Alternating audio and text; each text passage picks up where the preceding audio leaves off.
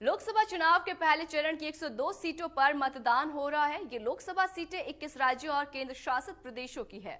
उत्तर प्रदेश, बिहार, पश्चिम बंगाल की चुनिंदा सीटों के साथ उत्तराखंड, तमिलनाडु और अरुणाचल प्रदेश की सभी सीटों पर पहले ही फेज में चुनाव पूरी तरह से निपट जाएंगे। इस चरण के मतदान से ही काफी हद तक 2024 की तस्वीरें साफ हो जाएंगी। पहले फेज में बीजेपी के लिए अपनी सीटें बचाए रखने की चुनौती है, तो कांग्रेस को अपनी सीटें बढ़ाने के साथ साथ सहयोगी दल डीएमके के प्रदर्शन को बरकरार रखना होगा। पहले फेज में ही बीजेपी के अगुवाई वाले एनडीए और कांग्रेस नेतृत्व वाले इंडिया गठबंधन की परीक्षा होनी है। पहले फेज में की 40% सीटें बीजेपी में कितनी पिछले चुनाव में जीती थी, जबकि कांग्रेस महज 15% सीटें ही जीत सकी थी।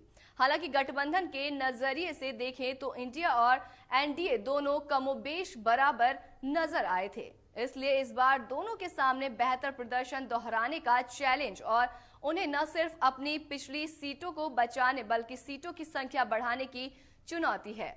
लोकसभा चुनाव के पहले चरण की जिन 102 सीटों पर मतदान हो रहे हैं, उनमें ज्यादा बसपा 86 सीट पर मैदान में है। BJP 77, Congress 56, AIADMK 36, DMK 22, TMC 5, RJD 4, Sapa 7, RLD 1, LJP के आर और जीतन राम मांझी की पार्टी एचएम से एक सीट पर चुनाव लड़ रही है।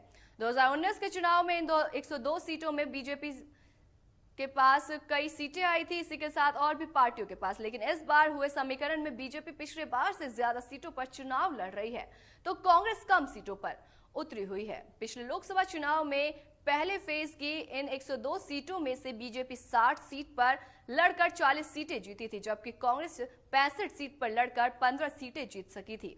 डीएमके 24 सीटों पर लड़कर 24 सीटें जीती थी और इसके अलावा 23 लोकसभा सीटें अन्य के जीती थी। 2019 के चुनाव में इन सीटों पर जीत का अंतर काफी कम था। 27 सीटों पर जीत हार का अंतर 10% से कम था। 26 सीटों पर जीत का अंतर 10 से 20% के बीच था और 29 सीटों पर जीत का अंतर 20 से 30% के बीच था। केवल 15 सीटों पर जीत का अंतर 30 से 40% के बीच था और 5 सीटों पर 40% से अधिक था।